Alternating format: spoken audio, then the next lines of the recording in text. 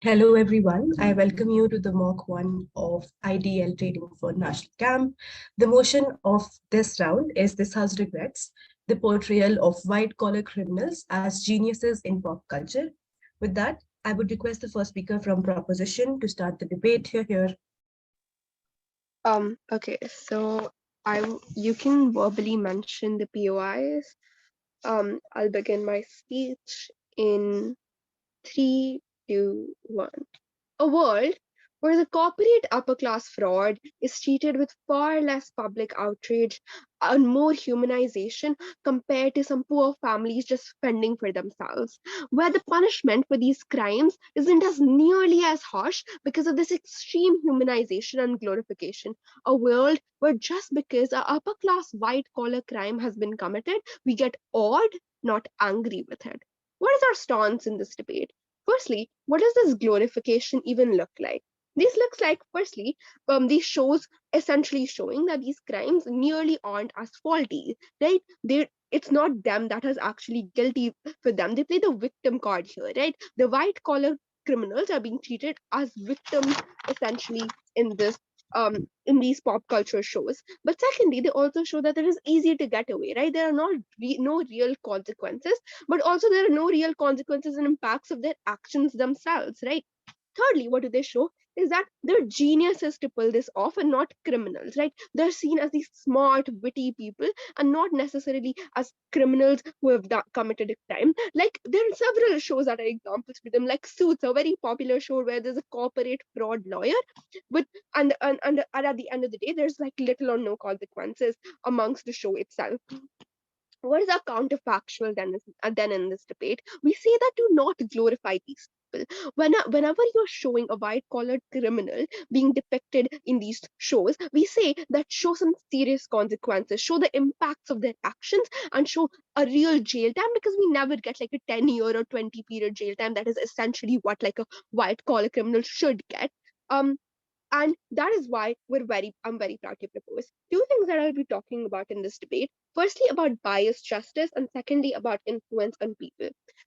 Moving on to the first point about biased justice. Now, what is like the problem in the status quo in general? Now, when you glorify these people as geniuses in pop culture media, what happens is that you glorify these upper class criminals, right? This upper class life, and to an extent which humanizes them a lot, right? Then what impact does it have, this humanization of these criminals? Firstly, society is very lenient towards them when these criminal crimes actually happen in the real life, such as Elizabeth Holmes, because they're fascinated. It becomes a Hollywood sensation, and they're very lenient towards these people. There's very less public outrage, and there's all not anger, right, towards them.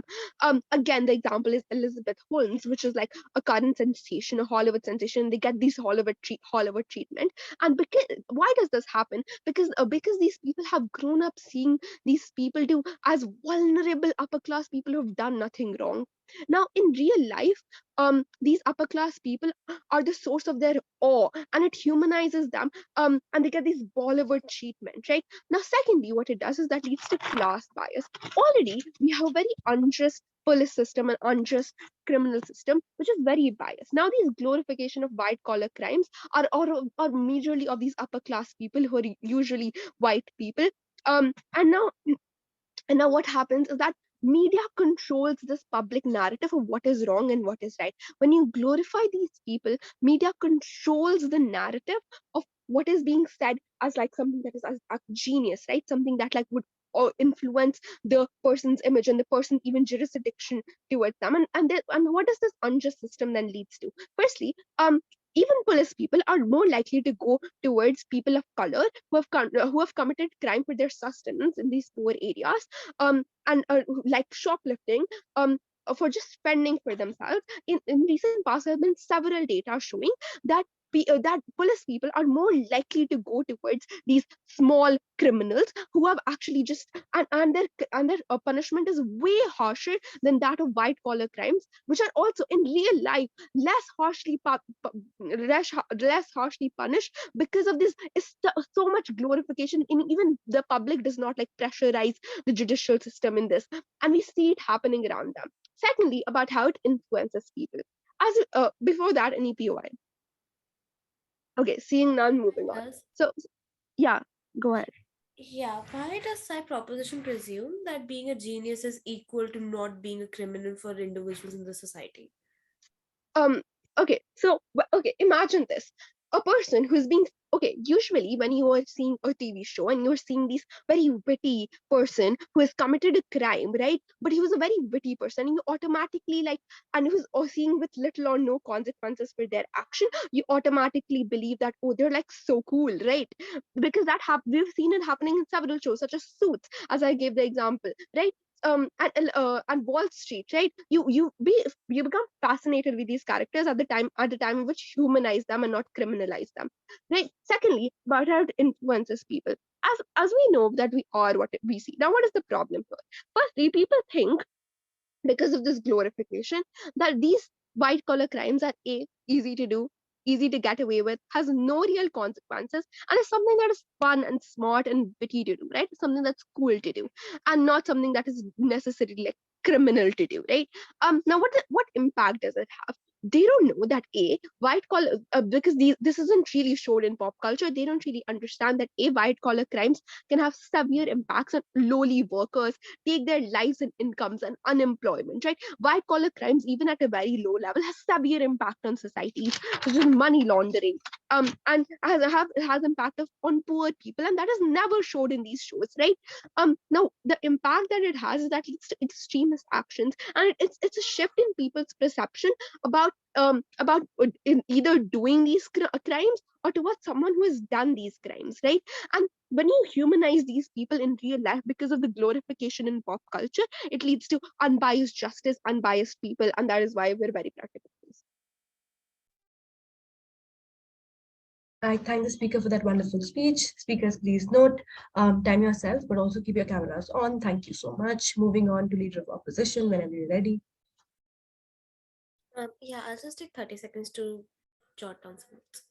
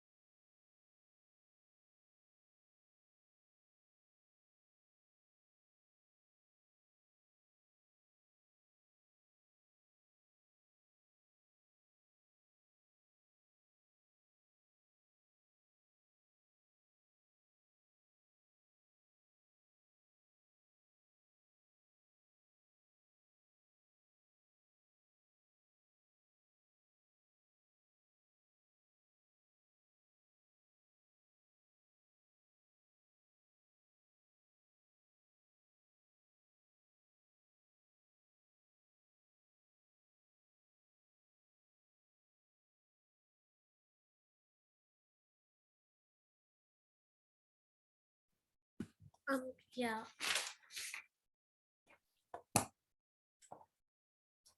Arita?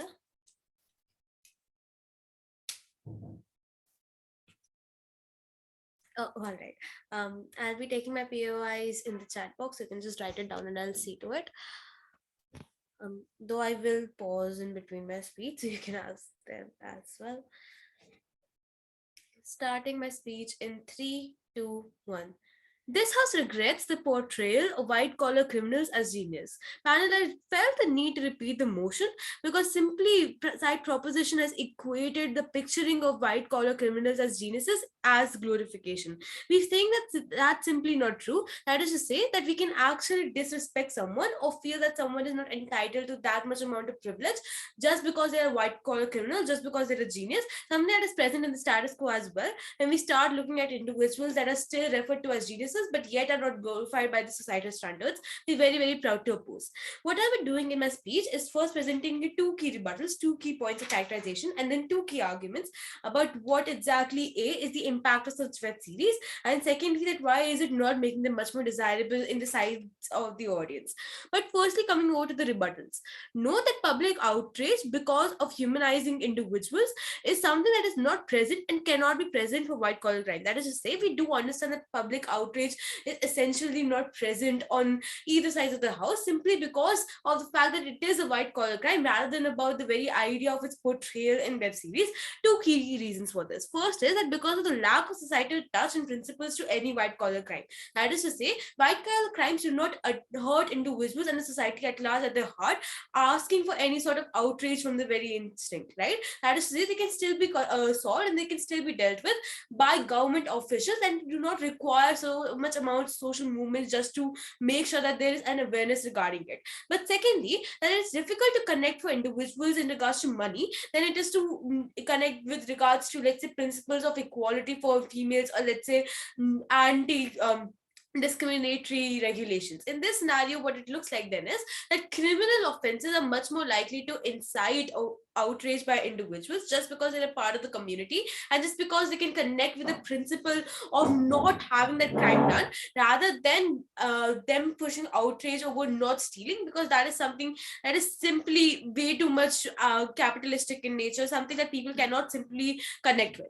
But secondly, note that the impact of them being intelligent is simply outranked, right? That's why when they do push the idea that these individuals are intelligent, they're going to be portrayed intelligent, and it's going to be necessarily bad, they miss the plot in two key reasons. First is that even if they are intelligent, and even if these web series are, let's say, based upon real life events wherein these individuals were actually intelligent in the very first place, it is simply not bad because A, it inspires interest enough in people to actually know about the event at large. That is to say, web series are able to garner audience in the very first place by being able to show that, hey, there's this individual that was actually intelligent and was able to do this amount of thing.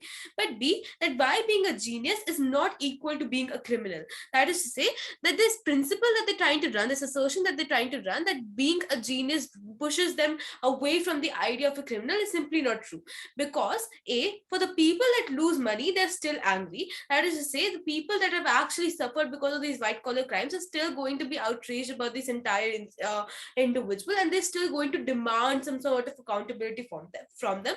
But B, that the system still works. That is to say, the government is still supposed to work irrespective of public image and public, let's say, outrage against an individual, because of the simple fact that it is a white collar crime, something that is not impacting the society at large. This then looks like the irrespective of the representation of an individual, the accountability mechanism is still present on both sides of the house. There's no leverage over this, or there's no added incentive or impact over this that they can claim, right? Coming over to the one key characterization point then, firstly about the impact of such web series. When they haven't characterized as to why this audience would actually represent their entire realistic views based upon the fictitious web series that they've already seen, right? That why it is highly unlikely for an individual to actually see a web series and go ahead that this is the way, one law in my life that I'm going to follow today. This means that individuals are likely going to be more realistic in their approach and are going to only approach these web series as a mode of entertainment. Three impacts of this then. First thing, that the lack of intent of individuals for actually implementing this in the very first place, for actually implementing this very idea of, let's say, this web series into their life. But secondly, that the alternative sources are already present. That is to say that even if they wanted to get to know more about white collar crimes, they can simply source to various other materials such as news articles, etc., something that are actually there to provide them that information. Web series simply do not have the intent or do not have the intention or the purpose to educate people about any white collar crime, but thirdly, they just try to be more gripping in the very first place, right? And that, as a purpose of a web series to gain much more audienceship and much more profits, it's simply valid for them to do so.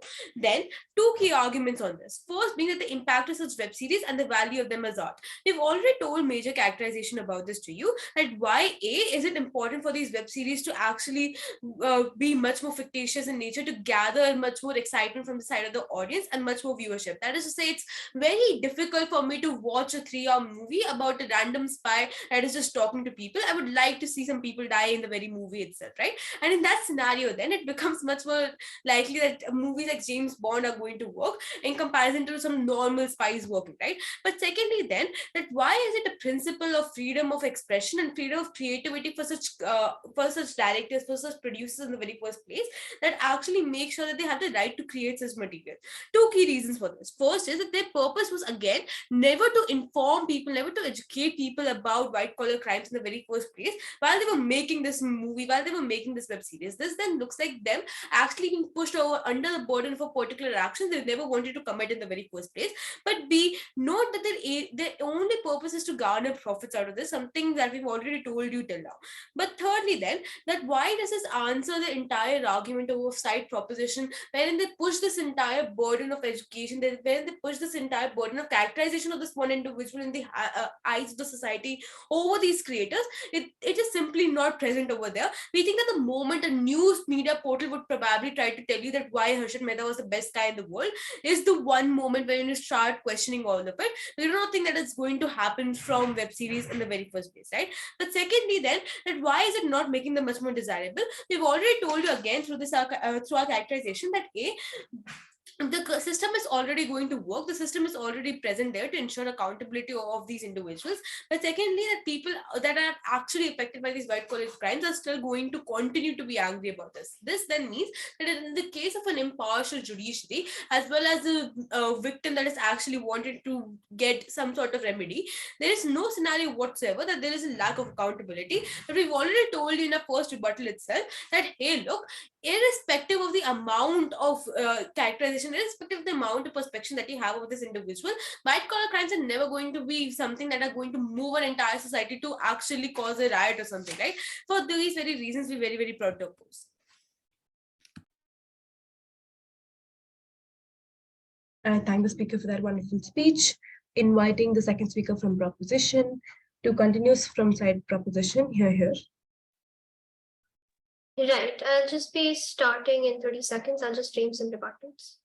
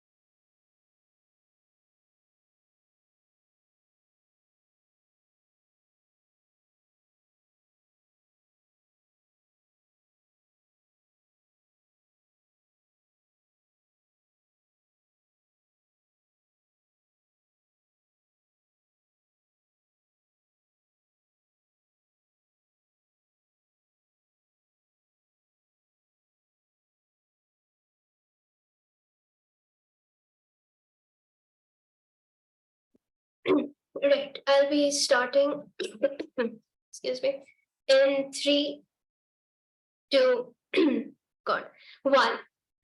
Right. First, I'll be talking. First, I will be providing some rebuttals to what the leader of opposition has said. Now, firstly, she comes here and talks about how equating a white-collar criminal to a genius doesn't exactly have a positive connotation. But I would like to disagree with her by saying that, well, what does exactly a portrayal of a genius mean? Because portraying someone as a genius means that you're portraying them as too smart for the law enforcement, too smart for the police, never to be caught. Kind of like the movie Catch Me If You Can, where Leonardo DiCaprio just can't be caught by the law enforcement in any sphere of life, right? As the title suggests. Now, when you portray someone as someone who's like exceedingly smart, who's outsmarting everyone at every single turn, even if like the person who made the web series might not want to portray that person as a criminal, might want to portray the person as a criminal, might just end up portraying him more as a cool, dapper, and suave person that people actually want to be. So, in the end, it will be equated to a genius, right? Then she came here and talked about how people who are actually interested to know about white collar criminals or white collar crimes and events will read news articles. But I would just like to say that people are much more likely to watch a movie than to read a news article. But what a news article that only outlines facts, maybe people will not read. But a movie or a web series that maybe glorifies all of these people, that glorifies these white collar criminals, is more likely to be watched, right? Now, then she comes here and talks about how the government will still work, and therefore, yes, the government and this entire system at large, the impartial judiciary, will still work, irrespective of the representation of these people as geniuses. But like the first speaker also came here and talked about how this entire portrayal will lead to like a biased adjudication, not only by the police but also by the jury, something that I'll also be elaborating on. I don't think this point holds true anymore. Now, next we talked about how people will be realistic in their approach while watching all of these movies about white collar criminals. But like, well, if we talk about impressionable minds, like let's say if we talk about teenagers, for example, who crave to be popular, who crave to be cool, where they see someone on television that who is getting away with every single crime, who is suave and dapper, again, we want to be like that. There's this fascination with these criminals that we just can't get rid of, right? Moving on to my arguments now.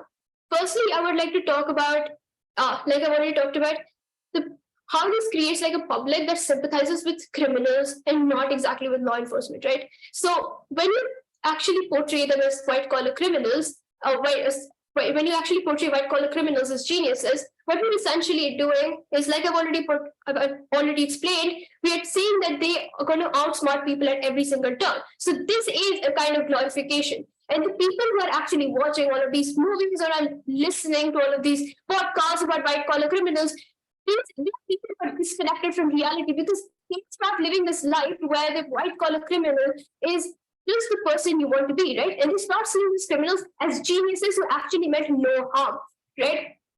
Now, firstly, what exactly happens with this? White collar crime is not seen as crime at all. And while some white collar crimes might not hurt society at large as effectively as, let's say, a violent crime, they do affect some people, right? There is an effect on at least some group of people. And to completely negate that is not, it's not principally right, firstly. Secondly, like the first speaker has already talked about, not right now, please. There'll be a biased adjudication, right? Because all of these crimes would not be given as much weightage by the jury because they're already enamored by the criminal, and they would just go along with, and they would just be encouraged by all of these movies and these web series, right? Now, thirdly, what it exactly does is that it reduces belief in the law enforcement officials. Now, if we portray like an entire movie about how all of these white collar crimes are completely going undetected, how the police are stumped at every single point, at every single turn, then what this exactly will create is less sympathy for like the police, because they'll start resenting the police and say, oh, well, they're not as efficient as we thought they were, and there'll be more resentment for them, and they will the police is the enemy, especially if they're viewing white collar criminals as geniuses, right? Now, second, I would like to talk about the class divisions, prominent class divisions argument that was also brought up by the first speaker, but I'll take the POI first. Why is side proposition presuming that the impact of the society's point of view is going to impact the trial in the very first place, and that why in the case of again impartial judicial commissions would it actually lead to any fault in the judgment in the very first place. Right. Two things here. Firstly, by saying that we live in a world of impartial judiciary is something that I think is pretty utopian, because even if we talk about a trial, right? Like I've already talked about a jury being present there. If the jury is already like in that portrayal of white collar criminals as geniuses, then in a way they're already going to side with this person, right? They're already going to think that well, white collar crime is not crime at all, then they would not exactly plead guilty for that person. Now, how will this exactly be translated in the form of judiciary? Is that, well, we can't really negate the fact that this portrayal will have at least some amount of impact on the people, on the public. And for example, like I've already talked about the jury and the judge, right? So, going back to my arguments, I was on the prominent class divisions, right? So, mainly this can have two outcomes. This portrayal can have two outcomes. Firstly, that lower classes, people from lower classes who have been arrested for maybe the same crime that all of these that are being portrayed as some sort of genius crimes in movies, though people who are arrested for the same crimes in the lower classes, it creates excitement for them, right? Because they think, oh, the upper classes are getting away with crime, they're being labeled as a genius. And meanwhile, what do we get? What do the lower classes get? What we really get is that, well, we don't get impartial justice, which is exactly what the entire argument for side opposition is relying on. You're talking about impartial justice that just doesn't happen. So what will we exactly see? What will this exactly translate into? This will translate into well, more prominent class divisions in a way, because there'll be a greater understanding of who the elites are, who the haves and the have-nots. In a world where equality should be promoted, we're just showing the lower classes. We're just showing the picture that hey, look, if you're an elite, then you have advantages. Whereas if you're a person from the lower class, well, too bad, can't help it. So I would also like to talk about my last argument, where I would like to say that white collar crimes, in the end, will always translate into violent crimes if they're forgiven time and time again by the public. Now, white collar crimes mainly, what do we like kind of translate into a person? A person who's committing a white collar crime, you will see some amount of sociopathy for sure, some amount of apathy for the person who's being targeted, and some amount of recklessness. All of these are ingredients for violence as well. When a person, for example, a teenager, starts watching these movies, starts getting a bit influenced by all of these portrayals, maybe starts pickpocketing, then starts money laundering as he grows up, and then sees that he's not being caught by the police, the or by the law enforcement, he goes on, he receives encouragement to go on to more violent crimes. Right? It actually physically like harming a person. And he will feel no guilt because he felt no guilt for the white collar crime in the first place, right? And like I already said, it leads to a more apathetic and in a way more sociopathic public as a whole, which is not needed. So I would like to end my case. Thank you very much. I thank the speaker for that wonderful speech. Inviting the second speaker from opposition to continue from side opposition. Here. Okay, I'll be starting in 3, 2, and 1. Okay, first of all, I'll be starting with Rebels. We can say it is a web series. It is made so that people see that person as smart, so they learn something. They're not going there to get the full details of the case, just to get a whiff of it.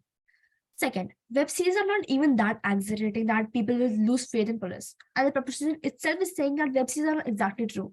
So yeah, first of all, yes, we agree that the white collar criminals are like criminals, no doubt. But why are they performing this? Shouldn't we find that first?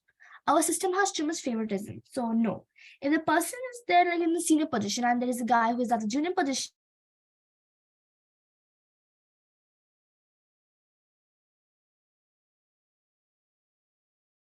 And I think you got cut. Are you there?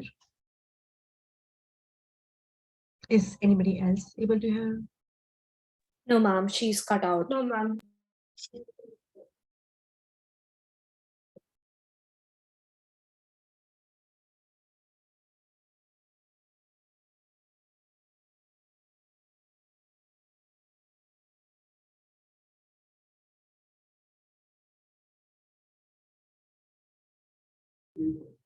Aarna, are you there?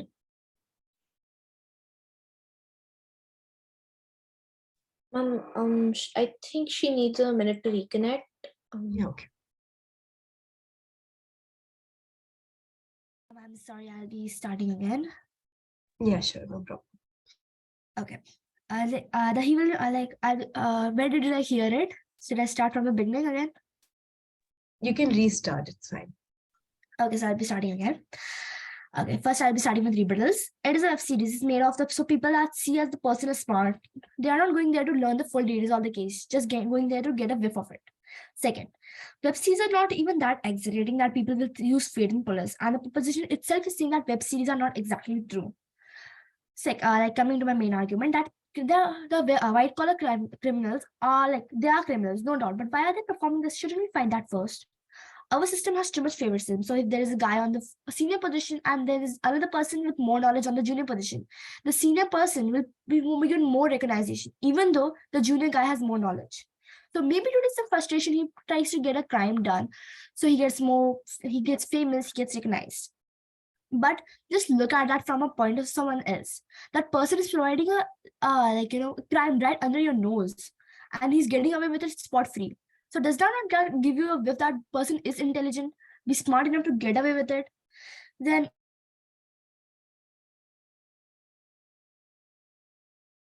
such great wonders will take injustice, and if the person is given the right platform, the person could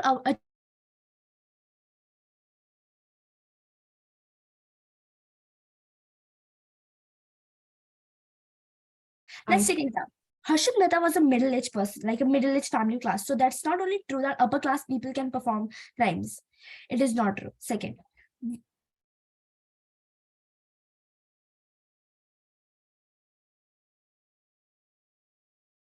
think about it. So we maintain that web series do not mean to encourage white-collar criminals, and web series cannot make a person perform a white-collar crimes because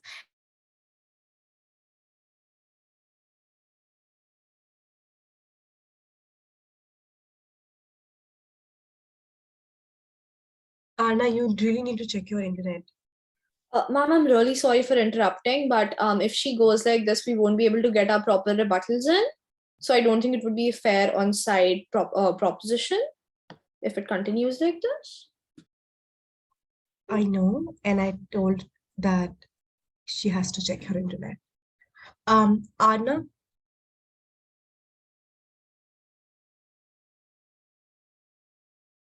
is anyone in contact with Aarna? Can anyone call her? I ended my speech so you can be moving.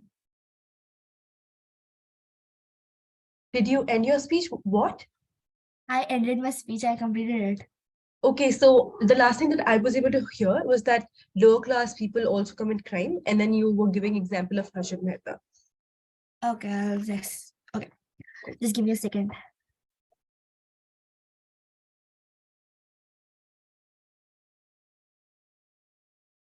Okay, so yeah, Harshit Mehta was a lower middle class person. So the proposition maintains that upper class people only perform crimes of like white collar crimes. But that's not true. Harshit Mehta was a middle class person only.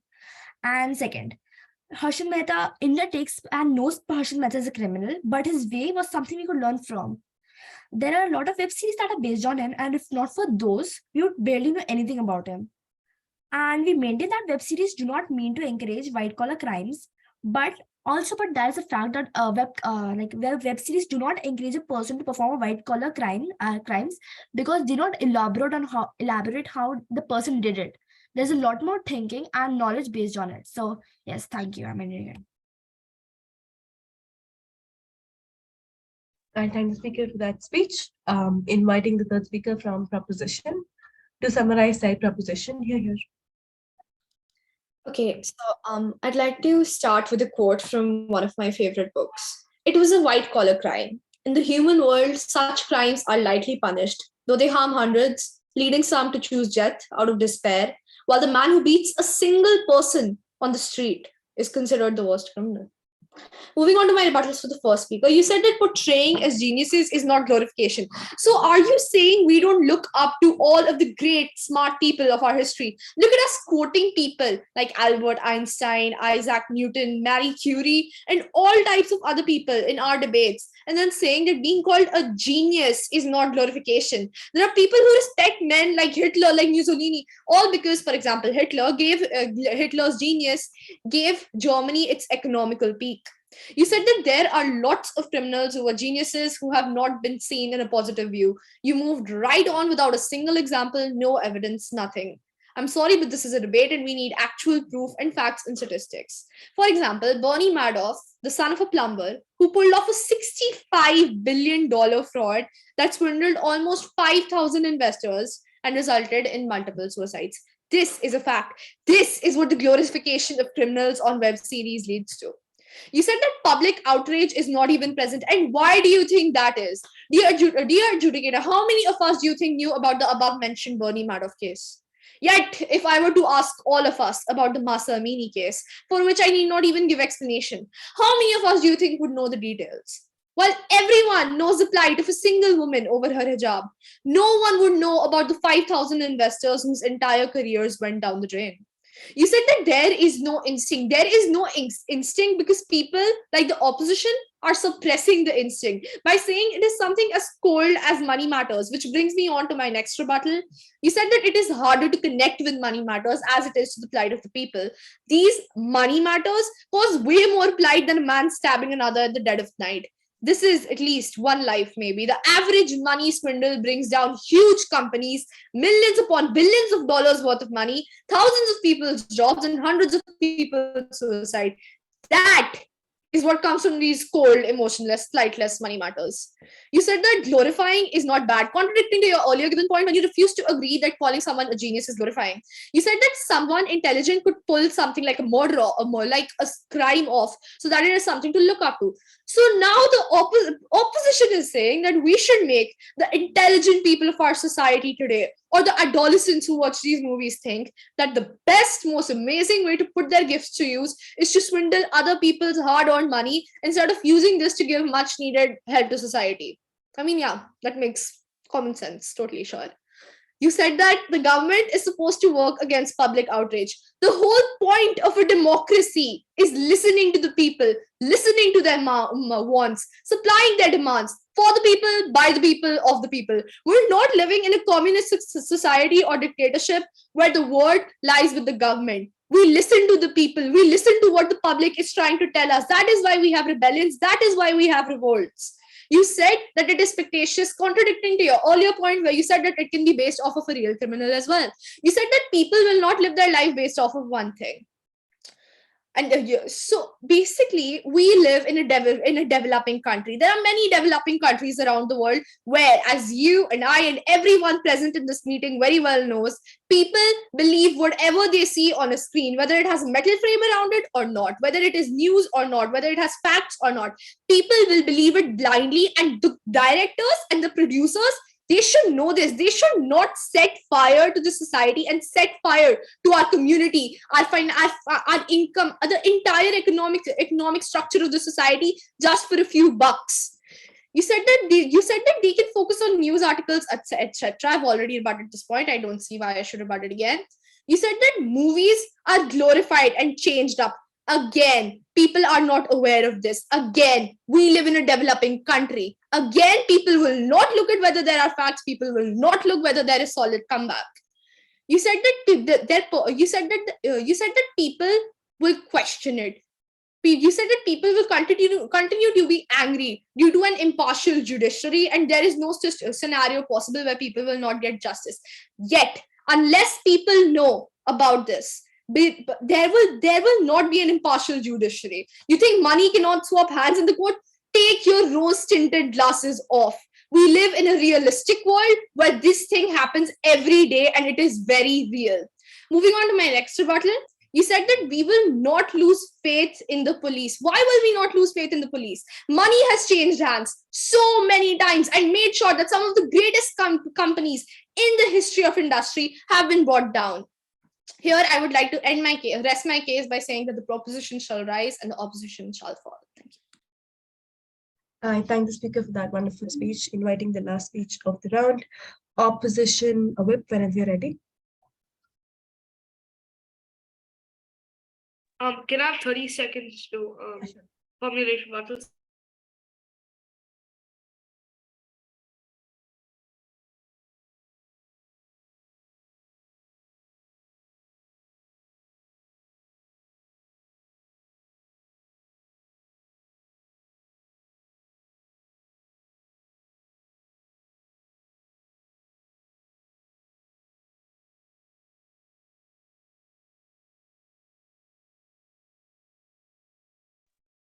Okay, I'm ready. Let me just set up the timer.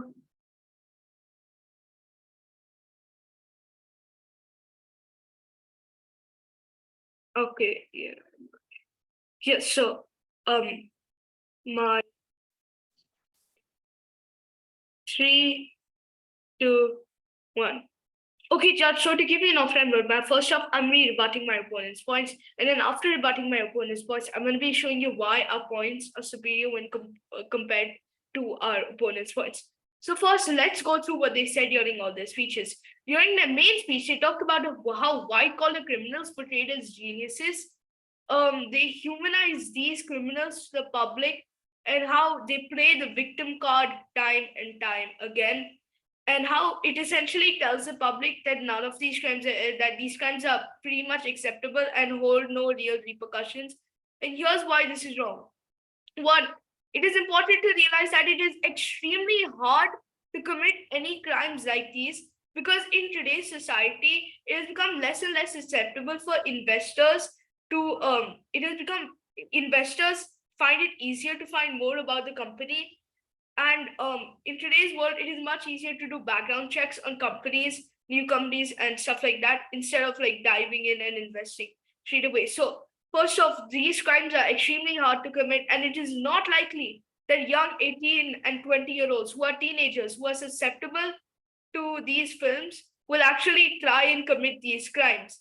Second off, the popular media, it is important to realize that there is a difference between conveying somebody as a genius and then outright saying that, oh, this crime was extremely good for society, 10 on 10 crime, very good, must repeat. There is a huge difference between these two worlds. One thing is that if you call somebody a genius, it doesn't really mean that that person is in the right. For example, even though Adolf Hitler did commit so many crimes and is very wrong, that still doesn't mean he isn't a very persuasive and good speaker. Saying one thing doesn't mean you directly contradict the other thing. In fact, these two things go hand in hand, because usually these white collar criminals have high IQ, and these shows essentially show the public why, even if you are smart, you should not be committing these crimes. I'll be taking that later. Anyways, so it is, and then they talk about how society is very lenient towards these people and how there's not much anger to them. Well, first off, society isn't really affected by these direct changes. We show you that society isn't affected by these direct changes. We brought up examples of Elizabeth Holmes, and we also showed you how the public does not see people as the public, and then they talked about how the public sees people as vulnerable upper class people who haven't done anything wrong. But then in the popular culture films we see today, we see them being insulted, we see them being directly attacked. By these popular culture films, we see them being shown as villains as well as geniuses, and not as vulnerable upper class people who haven't done anything wrong. This brings me to my next point about our world being a democracy. People have the right to choose what opinions they believe, and people have the right to formulate opinions. This applies to popular culture and news media too, where people have the right to choose what opinion they want to see and what opinion they want to follow.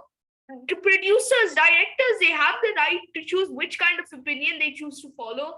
And we, as the propositions, okay, I'll take it now. Right. You talked about how these producers should have the opinion to kind of choose what angle they want to take to the story, but considering that these are cold hard facts, and in the end you're talking about influencing the public and misdirecting them, do you actually think it is justified even with a profit incentive? Okay, look, so we're talking about popular culture here, web series, Netflix, Amazon Prime, stuff like that. These platforms are built to attract users, not to provide hard facts. If I were to post something on Amazon Prime, which was only hard facts, chances are that nobody would watch it. Chances are that nobody would even like it, wouldn't even watch it, and the public would be less. The public wouldn't really know about this crime as opposed to the public knowing about these crimes and having an opinion. In fact, people know. In fact, these shows are made years to months after the actual criminal case goes on.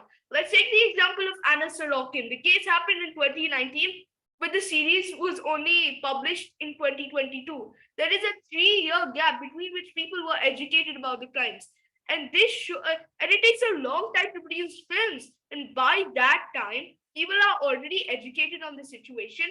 And because of that, this is like an entertainment, as we said, is like an entertainment medium. It is a second source for them.